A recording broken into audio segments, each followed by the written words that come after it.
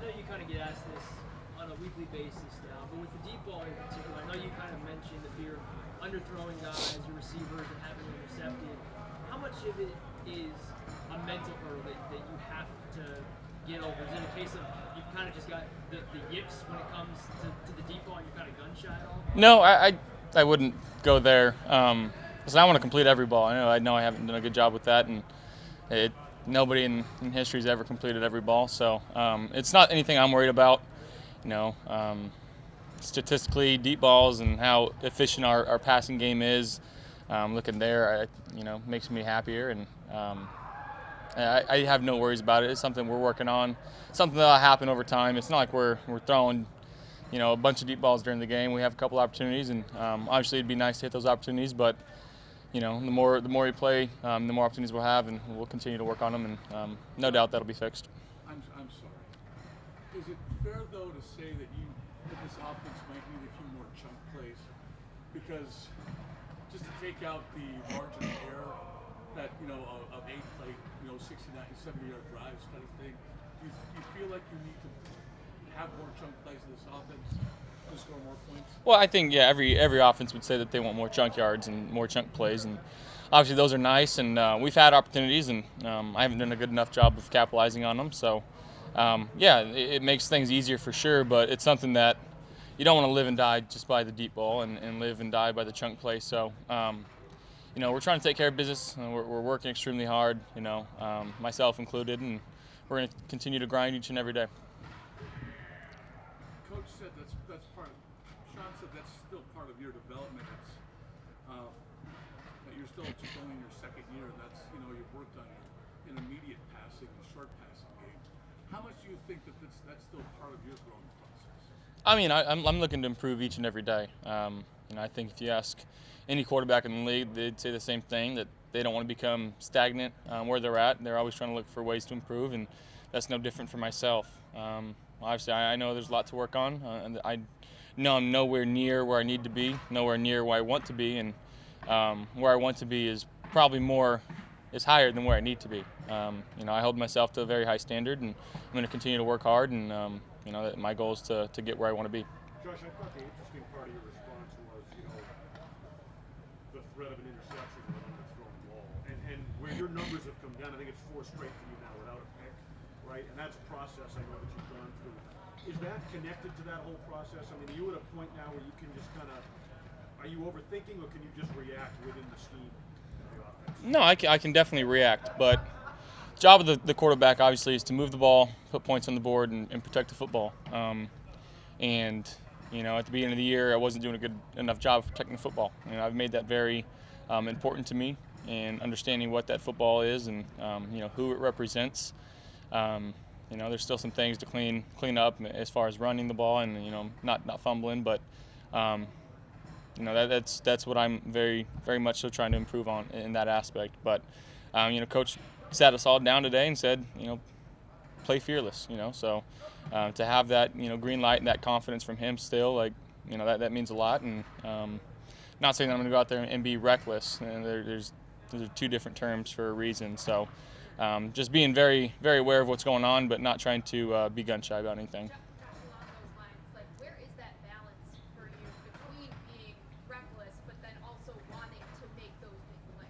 Well, I still think it's been there in the last few games. I'm not just checking the ball down. I'm still taking my opportunities, and we've had some success in the intermediate. 10 to 15 to 20 yards. Our guys are doing a great job of getting open. I got to find some more completions in the game, and in that it's going to come more points, which everybody wants. Obviously, I think everybody in the league wants more points, but we're played to win football games, no matter what the outcome is, and no matter what the score is. Josh, earlier this season, Micah Hyde said confidence is a hell of a drug. The offense kind of sputtering the last 3 weeks. Where's the confidence level of this offense? We're still very confident. I'm just going to say one thing. This is a group that really cares about each other, how we talk to each other, how we feel about each other, the way that we hang with each other outside this facility. I don't know if it's the same anywhere else. We do definitely have a group of guys that care about this football team and care about winning, and that's really all we care about. It doesn't matter how we get it done. You know, the linemen will tell you obviously linemen love to run, but if we got to throw it 50 times a game, we'll throw it 50 times a game. If we got to run it 50 times a game, we'll run it 50 times a game. It doesn't matter how the job gets done. Our group is very focused on trying to get that job done, and we're, preparing each and every week to try to do that. How important is that message to the coach to be fearless? Just to reinforce that that you don't have to be overly cautious in some ways, just to get your mindset, just not maybe just you or whoever, but just to get your mindset to flip over just a little bit more.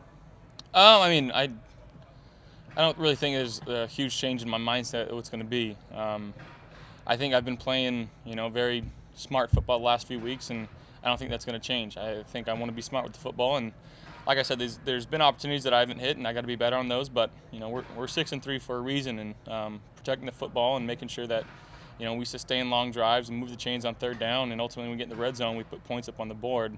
That's really our focus. Maybe you can understand our question.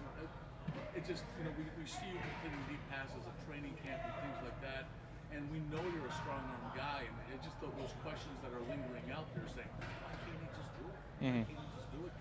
That's the question, isn't it? Yeah. Well, I mean, I'm not sure if you can appreciate us asking. No, I appreciate. I definitely get the question, and trust me, I want to complete every pass I throw. But like I said, we're trying to work each and every day and trying to get better. And there's a lot that goes into a certain play. Every play is different in its own element, and I got to be better on handling those elements. Josh, how do you feel you improved as anticipatory for the rest you got here a couple years ago? You said, how do I feel? How do you feel that you've improved? Yeah, I feel like I'm obviously growing in that aspect, and that's something that has been an added focus as well. Having a guy like Matt Barkley and just kind of seeing how he delivers the ball, I made it apparent to myself this offseason, just kind of sitting down and trying to find ways to get the ball out quicker. And it's still something, it's just more reps. The more reps you get on doing it and seeing the ball leave your hand before your receiver turns, and seeing more completions in practice and in, like I said, training camp, and even going back to OTAs, the more you can do that, the better you feel, the more confident you get. How difficult is that to train the guy from where maybe earlier in life you're seeing the guy open and then you throw it as opposed to? Yeah, and then that's where when I was a younger quarterback, especially at Wyoming, having the arm, the strength to be able to wait an extra second and see the guy open and still be able to get the ball there. Obviously, NFL is a little tighter space, having things happen a little quicker. So, I wouldn't say it's been hard, but it's definitely been an adjustment that I've been learning from, and I'm going to continue to grow there. Is that one of the tougher tendencies to break? Probably, yeah. Josh, how much have you guys worked on the clock management issue, going back to the final drive there between second and third down? Monday, I think the coach expressed the fact he was going to address the operation was the term he used. Have you guys worked on that, and what's your take on Yeah, that? we work on it every day. We have a 2-minute drill that we work on. Obviously, you'd love to be perfect in those situations, especially when it comes to game time, but I feel confident in how we address things, how we go about things, especially in the 2-minute. I don't know if we could have done anything different in that game. Obviously, maybe getting out of bounds, but you can't spike it there. You got to find a good play. You don't want to waste your time out just because you want to hold it there for your kick. So, like I said, I don't think anything would have been different there. You mentioned the success of the short to intermediate stuff, the development of that part of your game. How much has Ken Dorsey played a role? He's played a big part. Obviously having that experience of playing in the NFL, he's been a huge help, and just as far as trying to understand what defenses are doing and the concepts that he kind of brings up, the tape, the film that he shows us, it's very, very cool with how much pride he takes in his work, and I really appreciate what he does.